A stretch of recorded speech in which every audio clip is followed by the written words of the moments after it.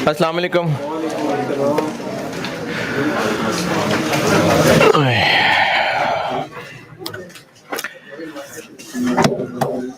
दुरूद शरीफ पढ़ लें।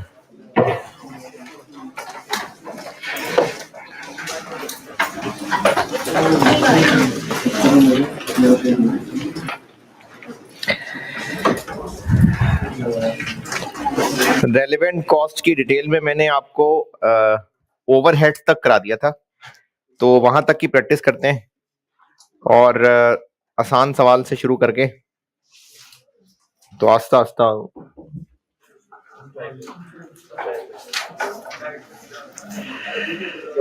है। नहीं नहीं नहीं,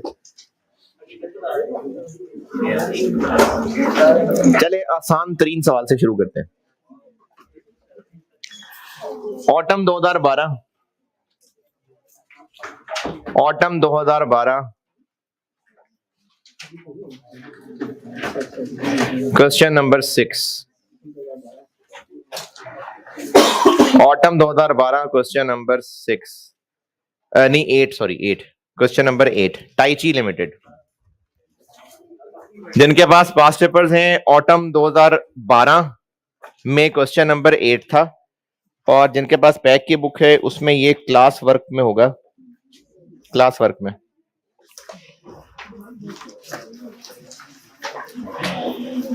क्लास वर्क 22-24 है शायद।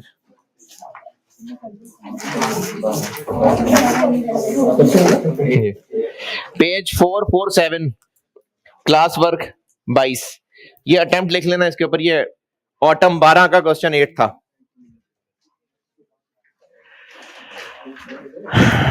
Autumn 12 question number 8। Tai chi limited,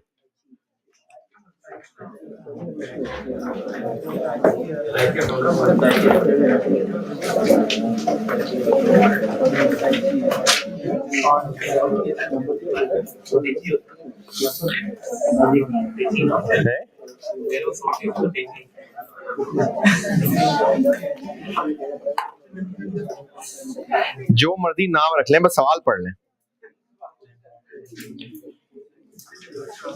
है जी, सवाल कौन सा है? कुछ नहीं है, रहने दें, रहने दें, दफा करें।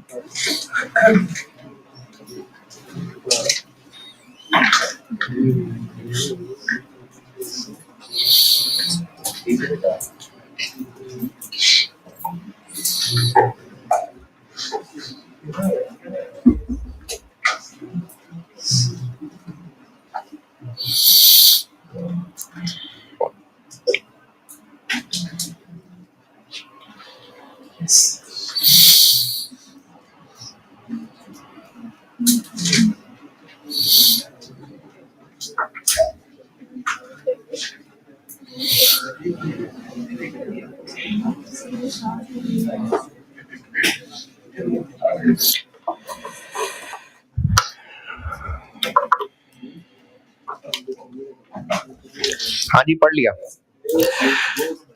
कैसे पता इस टॉपिक का सवाल? उसने कहा है कंप्यूट दी रेलिवेंट कॉस्ट, और आईकैप के सवालों में ऐसा होता नहीं है, लेकिन इसमें था कि अंग्रेजी भी लिख के बताएं। रिक्वायरमेंट देखें तो ये भी बताना पड़ेगा, है जी, 10 नंबर का। लेकिन ये नहीं कि आपको ये नहीं कि मजमून लिखे इसके ऊपर, बस टू दी पॉइंट बात बतानी है कि किसी को शामिल किया है तो क्यों किया, और किसी को शामिल नहीं किया तो क्यों नहीं किया है।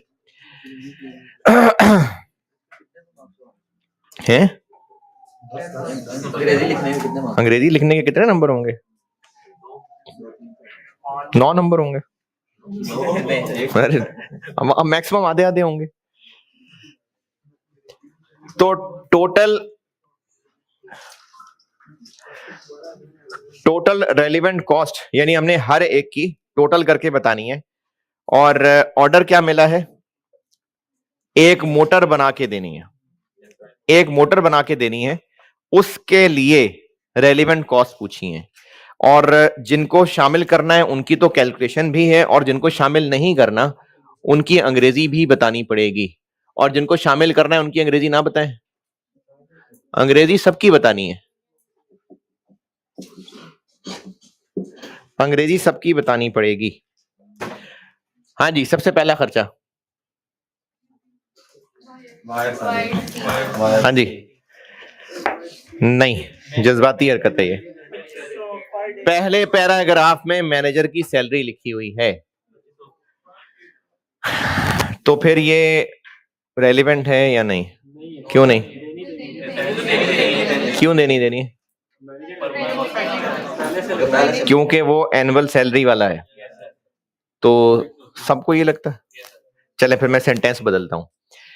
दी मैनेजर इज पेड की जगह एक सेंटेंस होता, यानी पिछला सेंटेंस ऐसे ही होता, उसके बाद लिखा होता कि ये जो मैनेजर है ये सैलरीड नहीं है, इसको जब काम करवाते हैं तो उसके पैसे देते हैं, तो 2000 पर आवर इसके चार्जेस हैं। फिर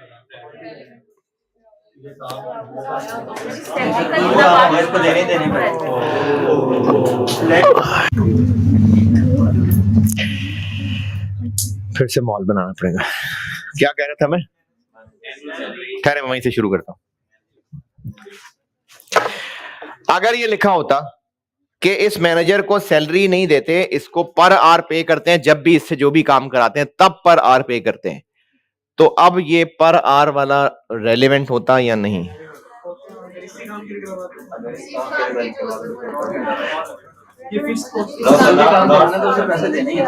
है जी,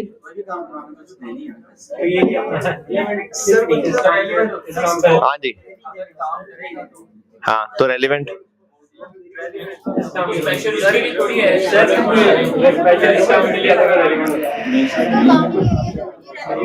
इसका काम यही है, तो नहीं है ना, नहीं और प्रोजेक्ट्स। इसको हमने काम में लाना था तो पैसे देने थे, नहीं तो नहीं देने थे।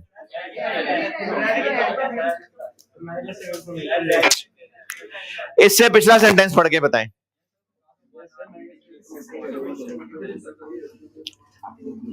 नहीं पढ़े ध्यान से।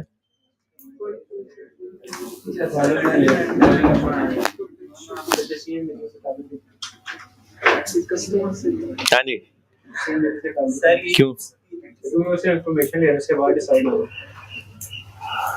नहीं, करीब पहुंचते पहुंचते फिर इधर उधर हो गए।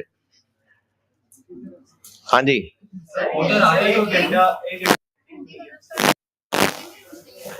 नहीं, मैंने कहा ना, मैंने सेंटेंस ये चेंज कर दिया, 8 घंटे वाला सेंटेंस उड़ा दें।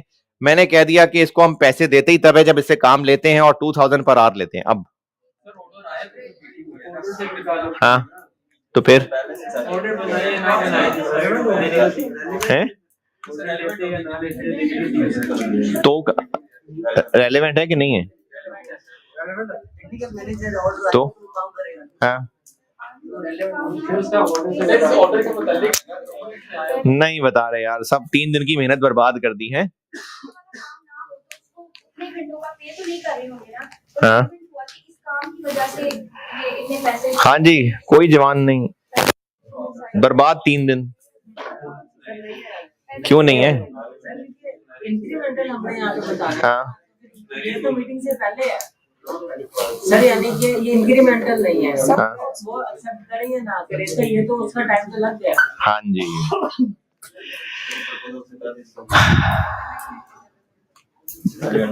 पता नहीं शायद ये बात कही थी कि नहीं कही थी, मुझे लगता है मैंने कही थी कि डिसीजन के लिए पास्ट रेलेवेंट नहीं होता। देखे, मैं ना यहाँ इधर ये टी बन गया, यहां खड़ा हूं, अब यहां तो यहां से राइट होना है, यहां लेफ्ट होना है। ये डिसीजन है कि राइट होना है या लेफ्ट होना है। इस डिसीजन के लिए मैं किस सिग्नल से गुजर के आया हूं, ये रेलेवेंट है। पास्ट नहीं होता रेलेवेंट। रेलेवेंट की पहचान ये है कि जिसपे इस डिसीजन के हां या ना होने से फर्क पड़ेगा। तो अंग्रेजी तो ध्यान से पढ़े ना। Following information has been obtained by TL's technical manager in a 1-hour meeting with potential customer।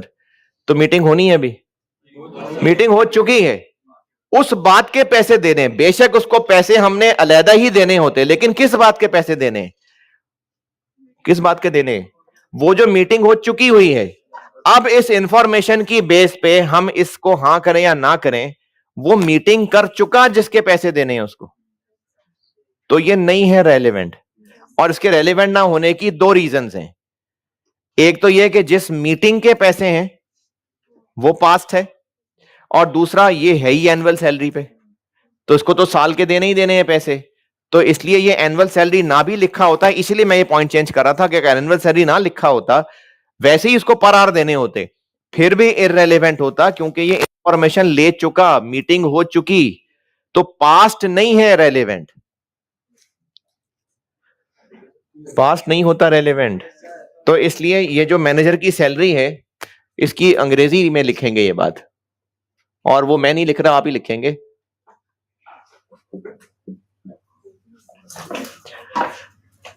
कि चूंकि ये एनुअल सैलरी पे है और वैसे भी जो मीटिंग है वो हो चुकी है, तो उसके ये जो चार्जेस हैं ये रेलेवेंट नहीं है। नेक्स्ट,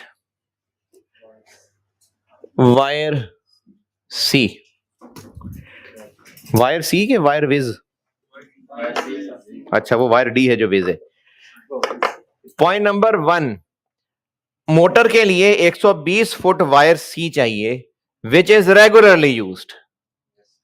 तो अब ये है रेगुलर मटेरियल, चाहे स्टॉक में पड़ा हो चाहे ना पड़ा हो, हमने तो नया ही खरीदना होता है। तो इसलिए 65, 63 या 68? 68। जो स्टोर में पड़ी हुई है वो 65 की खरीदी थी, पुरानी बात है।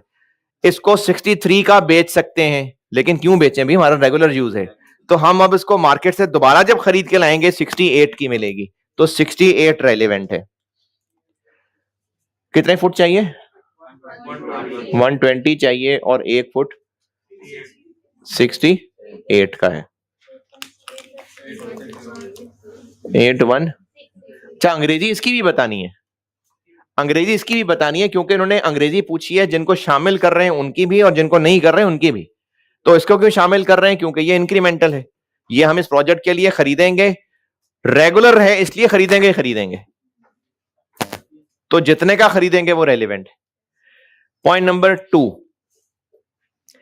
वायर डी के 50 किलो चाहिए, और कुछ और छोटे छोटे कंपोनेंट्स हैं जो 30 चाहिए। जो वायर डी है उसके लिए हमने एक सप्लायर से बात की है, वो 10 रुपए किलो देने को तैयार है, लेकिन उसने कहा है कि मैं 60 किलो से कम बेचता नहीं हूं। तो हमें इसके लिए चाहिए कितनी? 50 किलो। लेकिन इसकी वजह से खरीदने हमें 60 किलो ही पड़ेंगे। तो 60 किलो इंटू 10। अच्छा, अगर इसमें यह भी बताया होता कि ये फालतू बचा हुआ हम 2 रुपए का बेच भी सकते हैं, तो क्या माइनस कर देते? वो जो 10 किलो बच जाने हैं इंटू 2, वो इसमें से नेट कर देते हैं। तो ये हो गया 600, और इसकी अंग्रेजी में ये बताएंगे कि ये हमें नई खरीदनी पड़ेगी, इसलिए रेलेवेंट है, और चूंकि इसकी वजह से पूरा 60 किलो खरीदना पड़ेगा, इसलिए 60 किलो रेलेवेंट। और अदर कंपोनेंट्स 30 चाहिए, और एक मिलेगा 80 का, तो 30 into 80।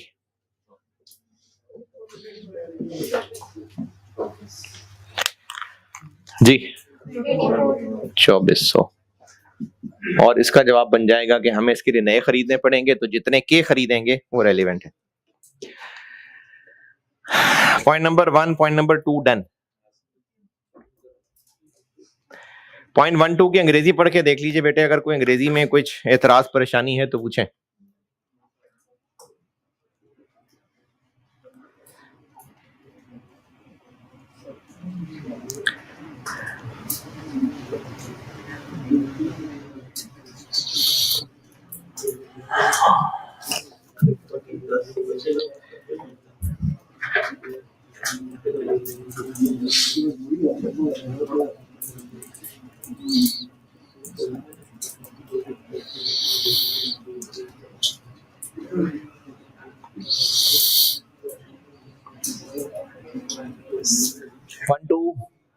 Done. Point number 3, 250 hours चाहिए होंगे स्किल्ड लेबर के, और skilled workers are paid a guaranteed wage of 20 रुपए per hour and the current spare capacity available. तो ये वो ऑलरेडी हायर्ड वाली बात आ गई। क्यों? क्योंकि ऑलरेडी हायर्ड हैं, पैसे देने हैं, तभी तो स्पेयर अवेलेबल की बात हो रही है। तो स्पेयर अवेलेबल है 100, जबकि काम हमें लेना है इनसे 150 घंटे, सॉरी 250 घंटे। तो ये जो 100 घंटे फ्री अवेलेबल हैं, इनका क्या रेलेवेंट है?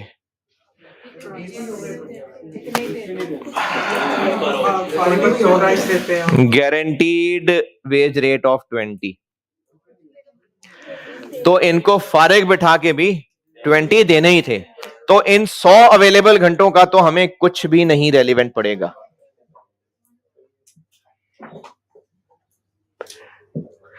और इसकी अंग्रेजी ही लिखेंगे कि ये फ्री अवेलेबल है, इनको फ्री अवेलेबल होने के भी 150 आवर्स 100 आवर्स के 20 पर आवर देने ही थे, तो ये इररेलेवेंट है। समझ आ रहा है? और जो बाकी रह गया मामला 150 आवर्स का, तो हमारे पास दो ऑप्शंस हैं। या तो हम इन्हीं को 23 रुपए दे के काम करवा लें, या फिर कोई और लोग हायर करें जिनको 21 रुपए पर आवर दें। लेकिन जब कोई और लोग हायर करेंगे तो उनके साथ निगरान भी खड़ा करना पड़ेगा। तो अब हमारे पास दो काम है, या तो ओवर टाइम दे दें इनको, और ओवर टाइम दिया तो 23 रुपए देना पड़ेगा इनटू कितने आवर्स? 3450। या फिर हम लोग टेम्पररी लेबर लाएं और इनसे 150 घंटे काम लें 21 रुपए पे। 31, लेकिन साथ हमें सुपरवाइजर को भी टाइम लगवाना पड़ेगा, उसके लगेंगे 5 घंटे और पैसे देंगे उसको 20।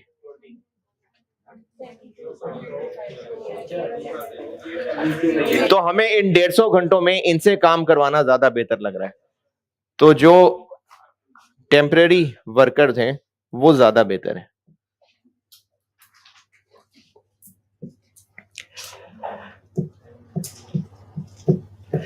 और इसकी रीजन ये बता रहे होंगे कि हमें अवेलेबल से एक्स्ट्रा आवर्स चाहिए और टेम्पररी वर्कर्स ज्यादा सस्ते पड़ रहे हैं, इसलिए ये रेलिवेंट है।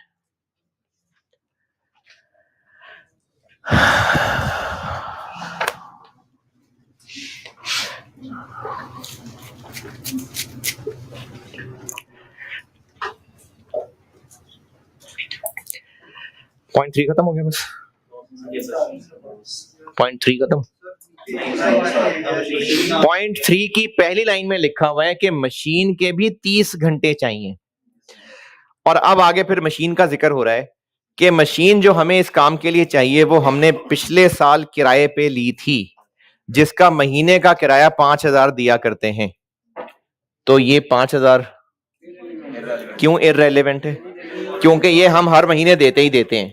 तो जो मशीन का मंथली रेंट है ये इररेलेवेंट है। और इसकी अंग्रेजी ये बताएंगे कि चूंकि हर महीने हम ऑलरेडी पे करते हैं तो इसलिए इररेलेवेंट है। तो अगले जो 15 रुपए हैं वो भी इररेलेवेंट है। Variable running cost of machine is 15 रुपए पर आवर, यानी 15 रुपए वेरिएबल OAR है, वो रेलेवेंट है क्योंकि मशीन ने चलना है तो ये खर्चे होने हैं। तो वेरिएबल ओवरहेड्स रेलेवेंट है और वेरिएबल ओवरहेड्स हैं 15 रुपए पर मशीन आवर पर लेबर आवर। कहां लिखा पर मशीन आवर?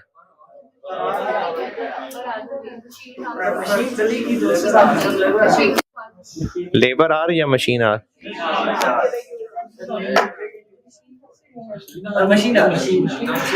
क्योंकि वो कह रहा है variable running cost of machine, तो लेबर दौड़ेंगे साथ साथ मशीन भी दौड़ेगी।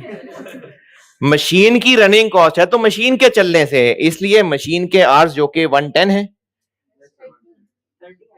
30 चाहिए। पहली लाइन में लिखा हुआ है पॉइंट 3 की 450,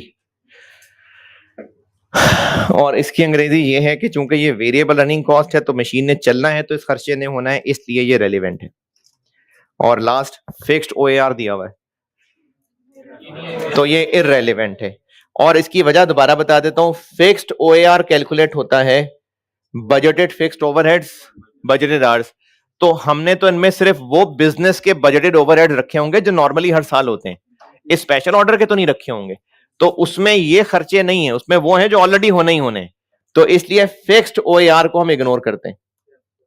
हाँ, अगर कोई इस काम के लिए एडिशनल फिक्स्ड ओवरहेड्स होते तो उनको जरूर कंसीडर करते। ये था जी रेलिवेंट कॉस्टिंग का पहला सवाल। अब इससे एक लेवल और ऊपर बढ़ते हैं। एक लेवल आप होमवर्क में ऊपर बढ़ेंगे, एक लेवल फिर मैं कल क्लास में और बढ़ूंगा, और फिर छत को जाकर टक्कर मारेंगे हम परसों।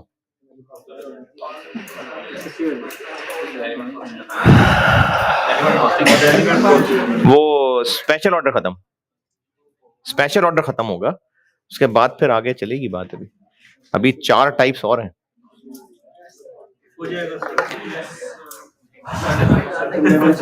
अभी 3 दिन FR1 को एक्स्ट्रा पढ़ाऊंगा, फिर अगले 4 दिन आपको एक्स्ट्रा पढ़ा लूंगा। है FR2 वालों को पढ़ाना है, अगले 5 दिन FR2 वालों को पढ़ा लूंगा। FR2 नहीं खत्म हुआ, अभी कंपनी अकाउंट रहता है, अभी है कंपनी अकाउंट्स, बहुत दिन लगे।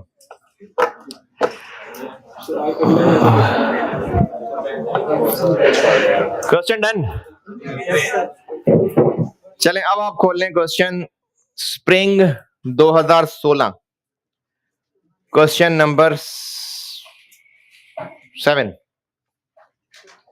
Spring 16 question 7, global private limited, global private limited, page 506, page 506,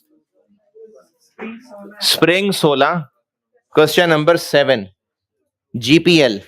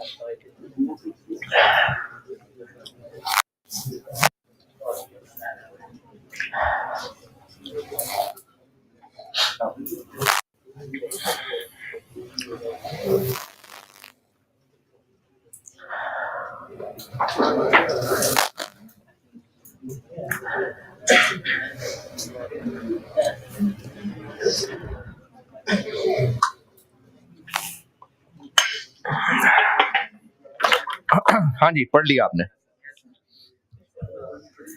कैसे पता इस टॉपिक का सवाल है?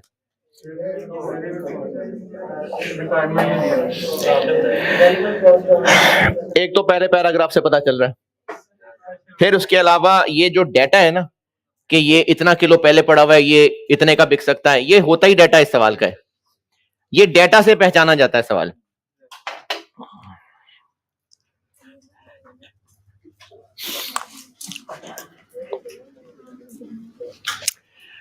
पूछा क्या है?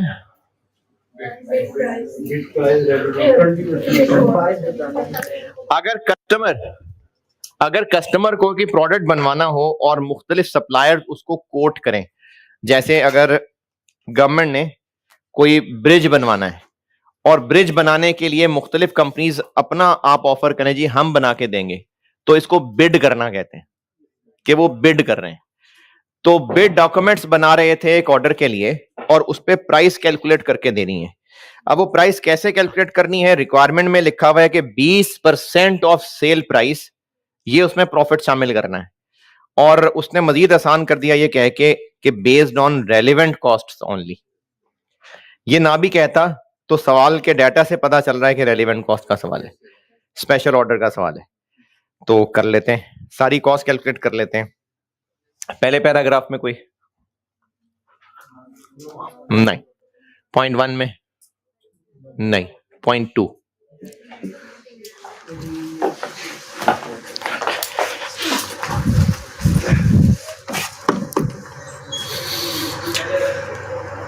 यानी मार्कर रिफिल करना।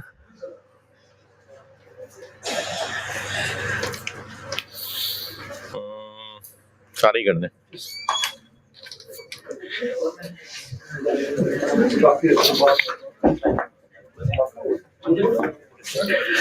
क्या हो गया?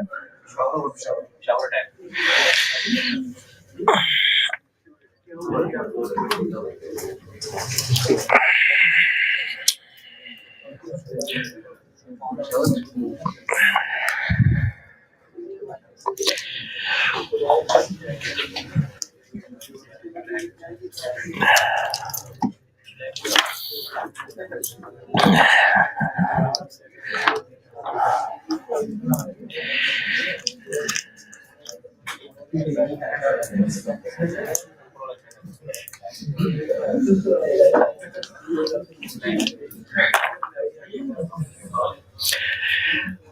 जी मटेरियल ए,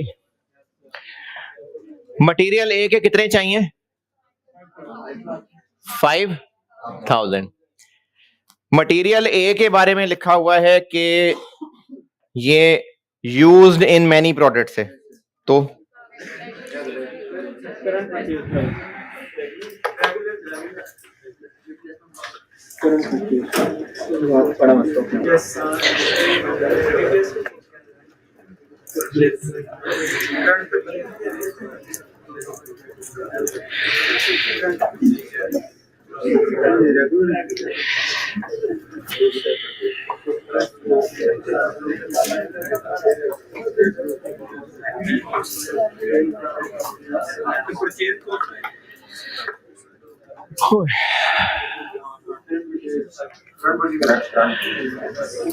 चूंकि ये रेगुलर है, कैसे पता रेगुलर है?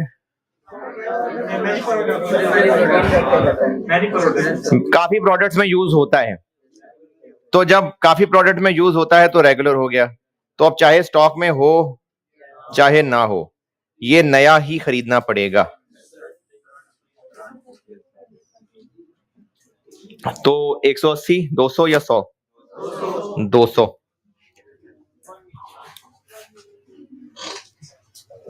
200।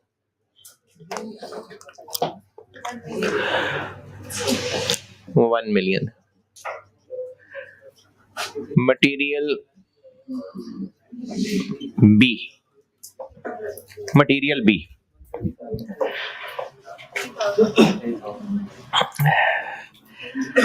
मटीरियल बी फारिग है,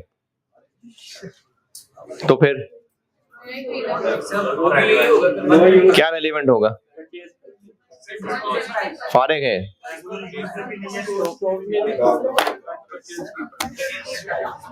हाँ जी, रेगुलर यूज नहीं है, तो फिर अच्छा ये तो बताया नहीं कि स्टॉक में है कि नहीं।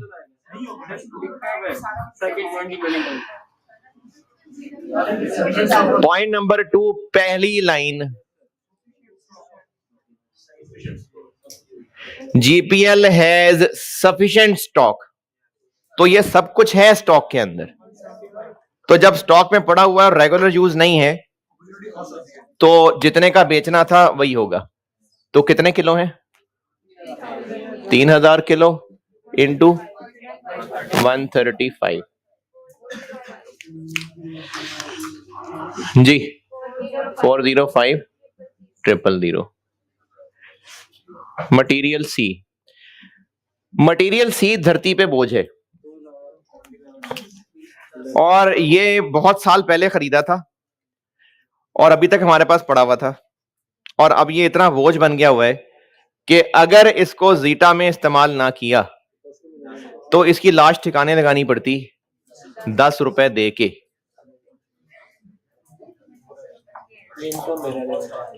तो वो जो इसको 10 रुपए किलो दे के फेंकवाना था, अगर इसको इज्जत दे के हमने जीटा में इस्तेमाल कर लिया तो वो जो 10 रुपए खर्च होना था वो बच जाएगा।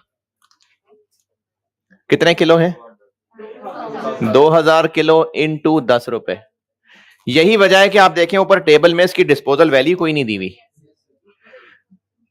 और ये है इनकम लेस हो गया, क्योंकि हम लोग कॉस्ट कैलकुलेट कैलकुलेट कर रहे हैं ना, तो ये इनकम है। 10 रुपए खर्च होना था, इसको ठिकाने लगाने पे 10 रुपए खर्च होना था, अब वो बच जाएगा, तो रेलिवेंट इनकम है।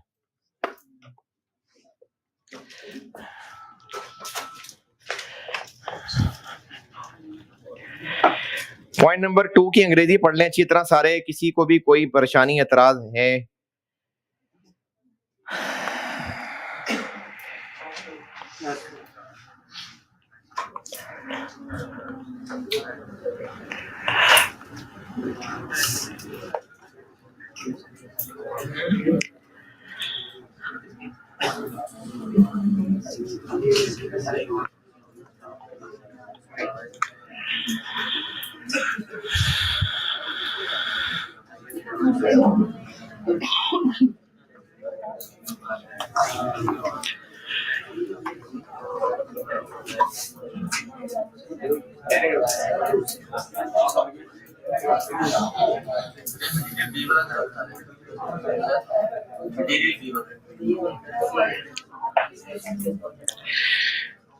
मटेरियल बी हमारे रेगुलर यूज का नहीं है, तो जब रेगुलर यूज का नहीं है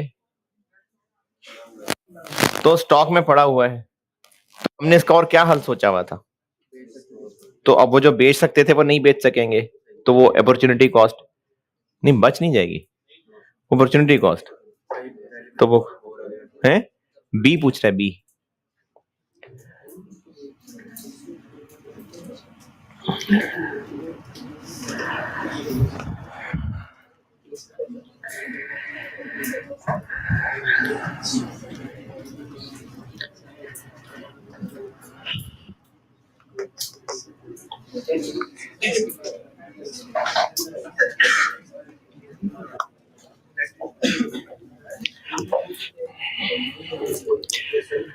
point 2, okay. Point number 3, skilled labour के 800 आवर्स चाहिए और इनका वेज रेट है 200। अभी फिलहाल इनके 1440 आइडल अवेलेबल हैं, तो ये वो हायर्ड वाला है केस के नहीं? ऑलरेडी हायर्ड वाला, तभी तो बता रहे हैं इतने फ्री अवेलेबल हैं, तो ये ऑलरेडी हायर्ड वाला केस है।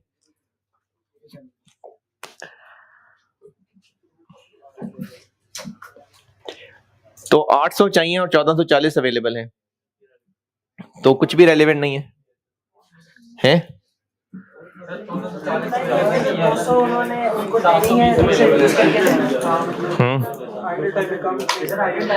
अच्छा, अगर मैं अपने बारे में बात कहूं कि जी मेरे पास ना चूंकि क्लासेस बहुत ज्यादा हैं, तो इस महीने में मेरे पास बस सिर्फ 30 आवर्स फ्री अवेलेबल है। इस महीने में फिलहाल सिर्फ 30 आवर्स फ्री अवेलेबल है। तो ये मैं एक ही दिन के 30 आवर्स की बात कर रहा हूं, ये पूरे महीने के टोटल की बात कर रहा हूं। और अगर पूरे महीने के टोटल बताए हैं और मजीद कुछ नहीं बताया, तो बेहतर अजम्पशन ये है कि हर रोज एक, तभी पूरे महीने टोटल की बात की जा रही है। तो 1440 अवेलेबल हैं कब?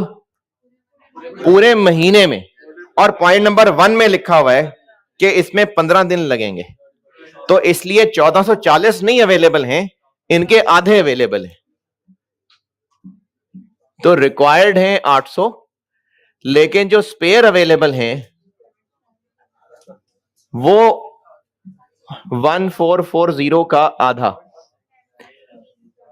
तो इन लोगों से 80 घंटे और एक्स्ट्रा काम करवाना पड़ेगा। अब ये जो 80 घंटे से काम करवाना पड़ेगा, इसके पैसे कितने देने हैं नहीं बताया, तो वही 200 ही होगा। और अगर कोई ओवर टाइम वाला रेट होता तो बता देते, तो ये 200 ही होगा। तो इसके लिए कॉस्ट लग जाएगी 80 into 200, 16,000।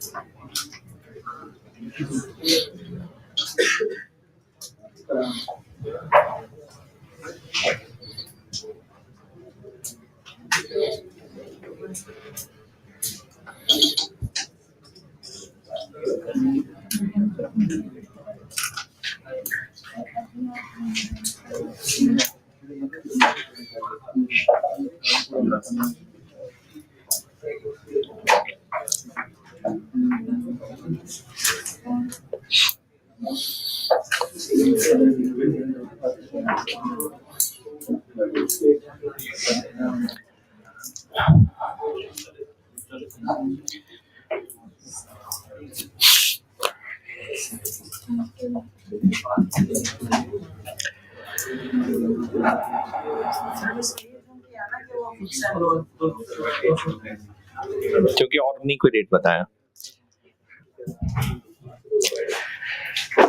800 skilled hours done, 250 unskilled चाहिए, और इनको हम हायर करना चाहें तो कर लेंगे, तो ठीक है कर लेंगे। तो इनके लिए क्या रेलेवेंट होगा?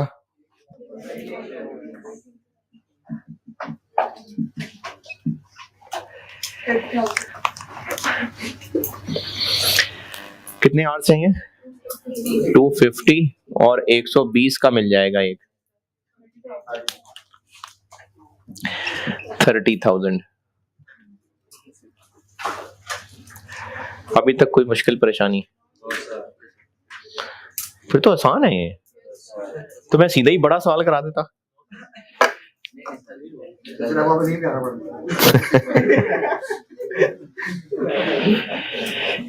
अच्छा, तीसरा बुलेट पॉइंट, 150 मशीन आवर्स चाहिए, 150 मशीन आवर्स चाहिए, और ये मशीन किराए पे लानी पड़ेगी, है हमारी अपनी है, ये मशीन हमारी अपनी है, और अगर इस मशीन से जीटा ना बनाया तो फिर हम इसको लीज्ड आउट, यानी हम इसको 4,000 पर डे किराए पे दे सकते हैं। तो अगर हम जीटा ना बनाएं तो फिर हम इस मशीन को किराए पे देंगे और 4,000 पर डे कमाएंगे।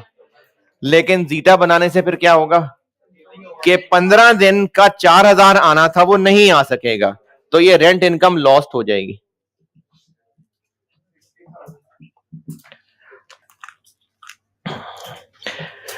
$4,000 इंटू 15,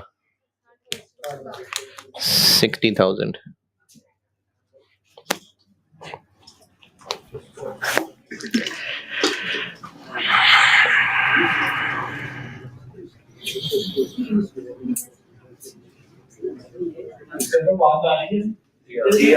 जी आ रही। सर मैं ये कैसे पता कि 150 तो 15 दिन में तो मालूम है? पहले पॉइंट में बताया मैंने, पॉइंट 1 में बताया हुआ। मिल गया? मिल गया? नहीं सर, मेरा मतलब है कि 15 दिन से पहले भी तो वो बन सकती है ना यार। तो 15 दिन की कॉस्ट हम ले भाई जब वो कह रहा है कि 15 दिन का काम है तो 15 दिन का काम है। पॉइंट 1 में लिखा तो हुआ है, लिखा हुआ है ना, order would be completed in 15 days, तो उन 15 दिनों की बात हो रही है सारी। पॉइंट 3,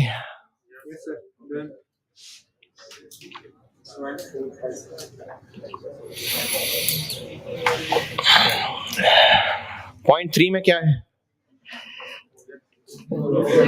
पॉइंट 4 में, सॉरी,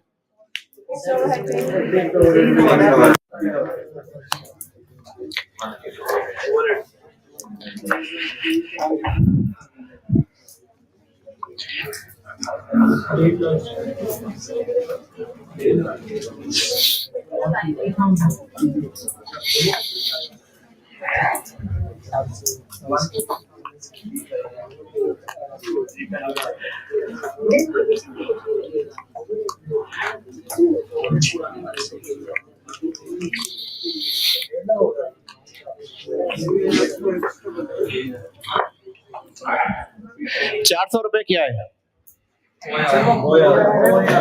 400 रुपए OAR एब्जॉर्ब्ड, तो 400 रुपए OAR है, लेकिन क्या ये वेरिएबल OAR है? नहीं। तो ये काम आप वेरिएंस में बहुत दफा कर चुके, हमें इसमें से वेरिएबल निकालना है।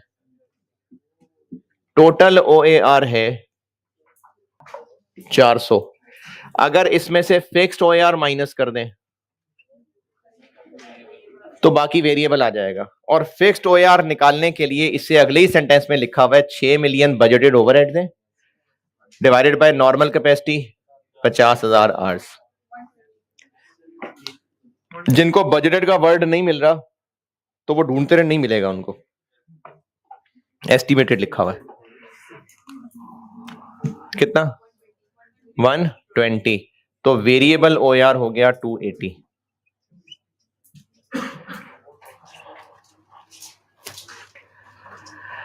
अब इस 280 को कितने आर से मल्टीप्लाई करना है? वेरिएबल ओवरहेड्स हैं, तो इस 280 को किससे मल्टीप्लाई करूं? कितने से? 250 से बस।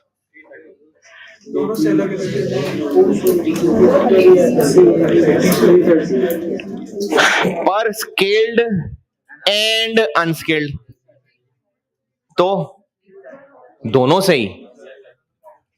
तो अनस्केल्ड है 250 और स्केल्ड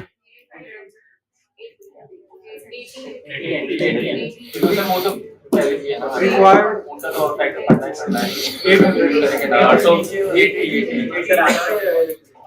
800 के 80।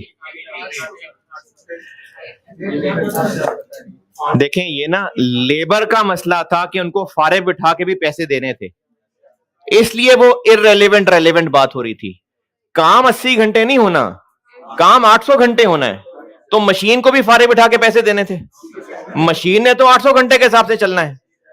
तो इसलिए जो वेरिएबल ओवरहेड्स हैं उनका ताल्लुक इससे नहीं है, इससे है। अच्छा, अगर लेबर को सारे के सारे पैसे घर बिठा के देने होते और वो बिल्कुल जीरो इररेलेवेंट होता तो वेरिएबल ओवरहेड्स भी ना आते। नहीं, वेरिएबल तो आने थे, तो इसलिए वेरिएबल ओवरहेड्स के लिए 800 इस्तेमाल होंगे, 80 नहीं। तो 800 स्किल्ड हैं और 250 अनस्किल्ड हैं, तो 1050। 250 ये और 800 ये,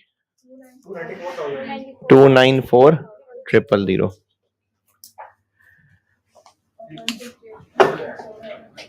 If GPL decides to produce ETA, तो fixed overheads would increase by 150।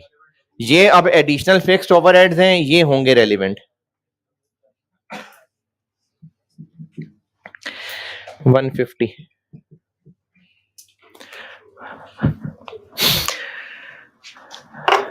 0.5 zeta बनाएंगे अगर, तो जनरल एडमिनिस्ट्रेटिव कॉस्ट 1 लाख से बढ़ जाएगी, तो रेलेवेंट है। कितना जी? 1 लाख। और last, the planning department of GPL has incurred, has तो ये हो गया हुआ है, लेकिन है तो इसी के लिए, तो हो तो चुका है ना, तो इसलिए रेलेवेंट नहीं है। तो बस ये हो गया टोटल खर्चा।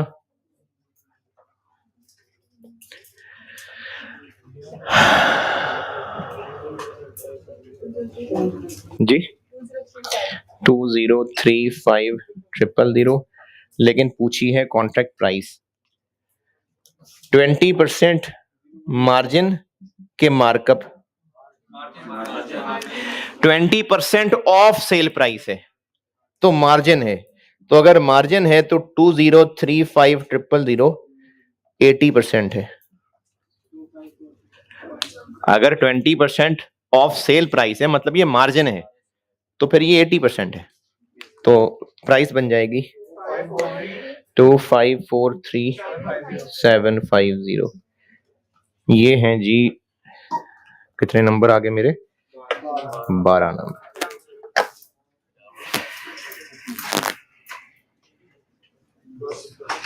होमवर्क है, एक सवाल आपका,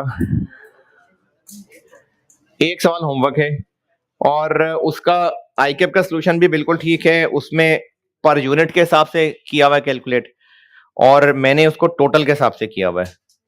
आप लोग सवाल करने के बाद जिससे मर्जी इत्तेफाक कर लें, वो ठीक है। पैक की बुक में मैंने अपना छपवाया हुआ है और आपको ग्रुप में वैसे शेयर भी करवा दिया था कि इन केस जिनके पास पैक की बुक ना हो। तो सवाल है जी, autumn 2018, autumn 18, question number 6, rugby, rugby के नाम से।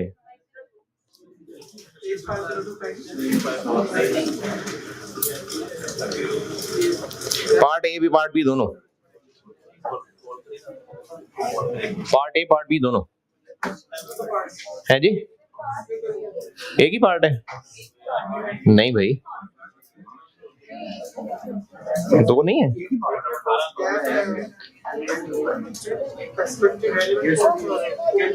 अच्छा अच्छा, एक ही पार्ट है, ठीक है। मतलब कॉस्ट गैप पढ़ लिया हुआ है ना आपने? कॉस्ट गैप पढ़ा हुआ है ना भाई? जी जी पढ़ा हुआ है, कॉस्ट गैप पढ़ा हुआ है।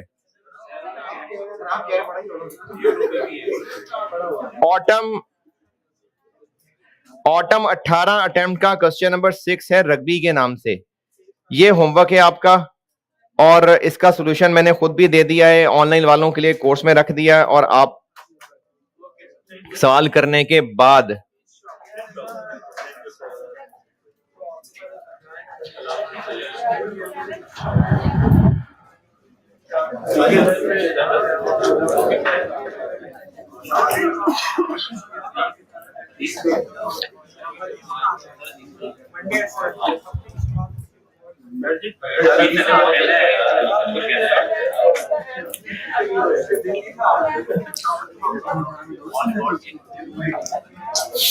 अच्छा, मैंने कहना तो खैर कुछ और था,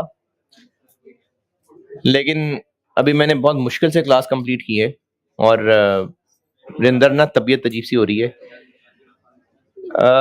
देखें, हमारा ना इस वक्त हम लोग बेहिस हैं इतनी ज्यादा एज अ कौम। शावर में अटैक हुआ है कोई, और डिटेल नहीं पता, लेकिन मस्जिद में हुआ है और हमारे मुसलमान भाई हैं।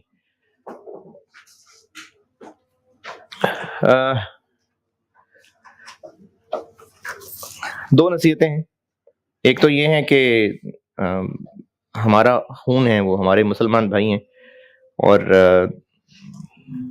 अपनी दुआओं के अंदर को शामिल करें। दूसरा, मैं आपको एक मुखलिस मशवरा दूंगा कि अपनी ना सेहत पे तवज्जो दें, और शायद आपको मेरी बात बहुत दूर रस लगे या शायद आपको लगे कि सर आप एक बेकार बात कर रहे हैं, लेकिन कोई पता नहीं, कोई वक्त करीब ही हो हमारी जिंदगी के अंदर जिसमें हर एक को घर के बाहर निकल के लड़ना पड़े, पता नहीं। तो इसलिए अपनी सेहतों के ऊपर काम करें। आप सब जो है ना, मोस्टली लोग बिल्कुल फोसड़ किस्म के हैं। आप अपनी ताकतों का इस्तेमाल देख लें, आपकी क्या इन वक्त औकात है। बर्गर खा खा के इस वक्त कौम की हालत क्या है, ये मैं बहुत सीरियस मशवरा दे रहा हूँ, बहुत सीरियस। मैं लड़के लड़कियों दोनों को कह रहा हूँ, मैं दोनों से बात कर रहा हूँ। अपनी सेहतों पे तवज्जो दें और अपनी ताकत को बढ़ाएं, क्योंकि अल्लाह ताला को जो ताकतवर मोमिन है वो ज्यादा पसंद है कमजोर मोमिन की निस्बत। और पता नहीं हमारी जिंदगी में वक्त आ जाए, शायद आना तो है, वक्त तो आना है। वो वक्त आना है जब इतनी खून बहेगा, इतनी लाशें होंगी कि परिंदा जब उड़ रहा होगा और वो थक के जब उतरेगा तो वो लाशों पे उतरेगा। ये एक वक्त आना है और ये हदीस में हमें इसका सब पेशन गोई मौजूद है। बस दुआ ये है कि हम लोग जब भी अगर हमारी जिंदगी में वक्त आए तो हम कामयाब लोगों में से हों। तो इसलिए आपको नसीहत यह है कि अपनी ना थोड़ी सेहत का भी ख्याल रखें, और अपनी लड़के लड़के सबकी बात कर रहा हूँ, और जो इस बात का ख्याल रखें कि आप लोग फिजिकली किसी काबिल भी हों। ये अपनी ना सेहतें जो आप लोगों ने खराब की हुई है ना, और